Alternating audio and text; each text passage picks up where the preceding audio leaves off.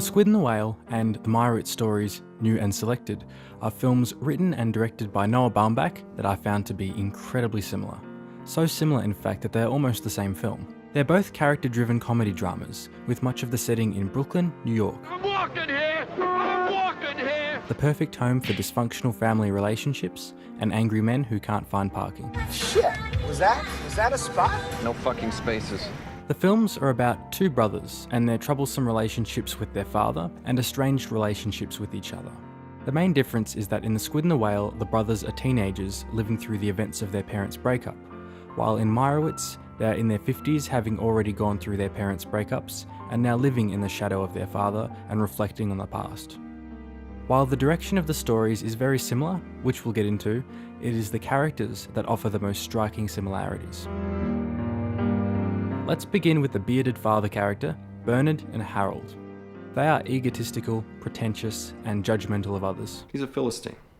What's a Philistine? It's a guy who doesn't care about books or interesting films and things. Your mother's brother Ned is also a Philistine. Her fraudulent claims about not reading fiction I find offensive. She's masquerading as a populist so as to not threaten Cody, but it's a clever yet bogus subterfuge. Their fields are in the arts, with Bernard being a writer and Harold being a sculpture artist, both with fading success. They make a living teaching, which they're apparently very good at. Their blinding arrogance makes it hard for them to accept the truth if it doesn't benefit them. All that work I did at the end of our marriage, making dinners, cleaning up, being more attentive, it never was going to make a difference, was it? You were leaving no matter what. You never made a dinner. I made burgers the time you had pneumonia. Only after I insisted. When I called and wrote to Whitney about it, they couldn't find it. It's there. They can't find it. Gene, damn it, they have the work. Okay. It's lost. This arrogance is also exhibited when it comes to sport. I can see this. The Mets don't want it. Dad! What happened to your old agent Fred? Pissed me off. Made a disparaging remark about the Knicks at a party. Said they played like thugs. I found it really offensive. They are interested in artistic and intellectual women.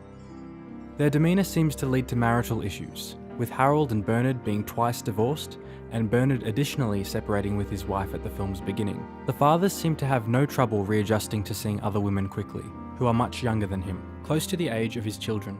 They therefore cannot equal him, so that he cannot be challenged by them, unlike with his previous relationships. And on a side note, both films contain a young female character that creates sexual art. I suck men of their interiors, a fuck that unites John, Dan, Scott, whomever. She's a very risky writer, Lily. The father's ex-partner becomes interested in dating men dumber and inferior to her, as the fathers put it. Ivan's a bit of a half-wit, isn't he? Your mother's more comfortable ultimately being with men who are half smart than she can dominate. I was much too formidable. The fathers are also petty, jealous, and competitive in other ways, with Bernard challenging his son's tennis coach after a disagreement with his teaching methods, and Harold denouncing the artwork of an old friend who was receiving more credit than him. Harold is also jealous of his own son for being more financially successful. They are clearly not great fathers to their kids. You only wanted joint custody because you pay less child support that way. They don't seem to know as much about their children as they should. I hate Nastasi, you know that. With Bernard's kids' bad behaviour going unnoticed, and Harold confusing memories about which kid he spent time with sculpting years ago. And according to Harold's kids, he wasn't always there for them. I should hate him for treating me and Gene like second-class citizens. Then why don't you? The eldest brothers are Walt and Danny. They idolise their father. When forced to move house early in the film, they are more than happy to move in with him and get closer with him. They are defensive of their father. You just failed on Dad because he's not as successful as he used to be and hasn't gotten the recognition he deserves. Your Dad's a good artist, you know. There's no reason he's not as well known as LJ. So understandably, Walt doesn't get along with his mother, and Danny didn't get along with his stepmother when he was Walt's age. Matthew's mother, whom we really did not like. Walt and Danny are both musicians that do not live up to the potential their father thinks they have. We learn this by Walt taking credit for writing a song that is, unbeknownst to his proud father, actually written by Pink Floyd, and Danny admitting never enjoying piano performance while his father thinks he's Quite gifted. I don't know why he didn't pursue it. Other significant character traits shared by Walt and Danny are inherited directly from their father. God damn it! You sound like your father. No, I'm glad I sound like him. You disgust me. Firstly, they have an inability to respect or listen to anyone who contradicts with their own version of the truth. My mother said you don't have a very good model for relationships because of your parents. What? Your mother doesn't know anything. What the fuck, man? What does it matter if she drinks wine and beer? Stop interfering with my parenting, Matt!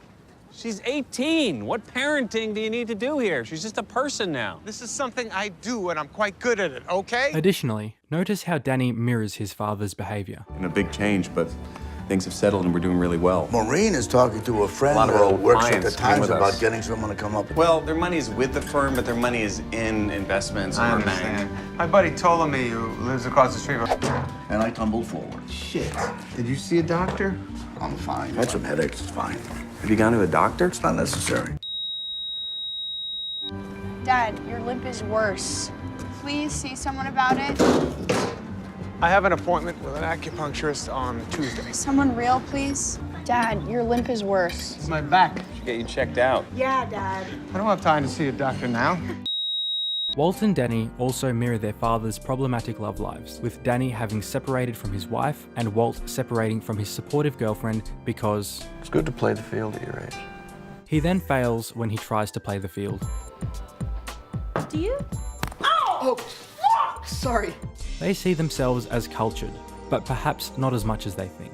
They are interested in the arts, their art corresponding to what their father does. In The Squid and the Whale, it's literature. In the Meyerowitz stories, it's sculptures. We're reading A Tale of Two Cities in English. Is that any good?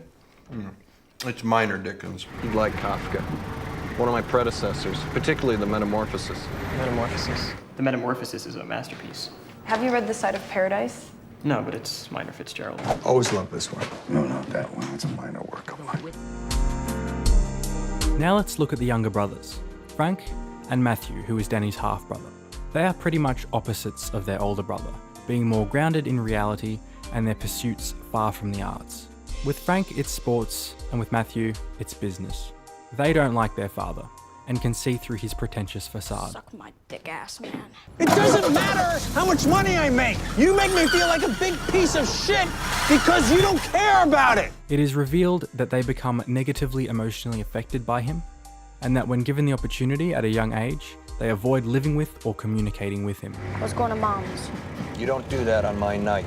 When I was younger, I was so invested in his grievances, his anger at the world. They were mine too. But now that I live 3,000 miles away, I don't even get angry at him anymore. When their mother begins to date another man, a tennis coach, and a gym teacher, they are completely unfazed and take his side, since they are more sympathetic to their mother than their father. Story-wise, most of The Squid and the Whale follows the breakup of the parents and the building pressure between them and how the brothers are affected. In the Meyerowitz stories, it's almost as if the characters are just grown-up versions of the Squid and the Whale characters. For a short time in the 80s, we hung out, me and your Uncle Matthew. I told Mom I'd stay here. Maybe split half the time there and half with us. I'm not splitting the time like I did at 15. For the first half of the film, we follow the brothers reuniting with their father and their respective relationships are established. There comes a meeting point between the two films where basically the same event occurs. The father has a near-death experience that leads him to the hospital. That results in the family showing more compassion for him at this trying time. But in the Meyerowitz stories, it happens at the halfway point, so that we follow a thorough exploration of how the family reacts to such an event, and in The Squid and the Whale, it's within the last 10 minutes. The film's endings are pretty much the same and provide the notion that it is really the eldest brother's story. After getting on good terms with their younger brother, they learn from the error of their ways as influenced by their father. I shouldn't have broken up with Sophie. How's the hip? When given the opportunity to provide care for their recovering, bedridden father, they hesitate and finally realise they need to stop idolising him so much, and so they simply leave. I'm leaving now, Dad. I'm going to LA to see Matthew. I love you. I forgive you. Forgive me. Thank you. Goodbye. Danny rejects the notion to live with his father in order to live out his own ambitions.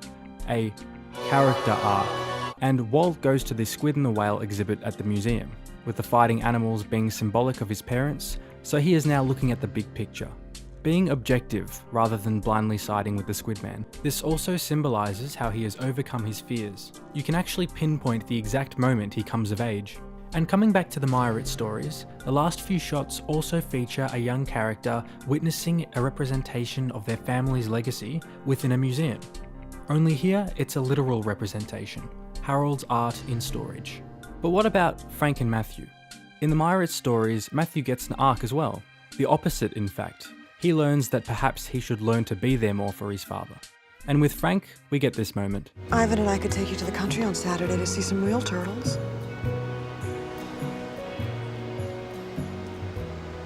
Saturday's Dad's Day. The Squid and the Whale and the Meyerowitz stories are both semi-autobiographical, and therefore very personal in regard to the director Noah Baumbach. So maybe he felt inclined to make another personal film looking at aspects from his life from a matured perspective of an older man. Or he's just shamelessly recycling old ideas, who knows.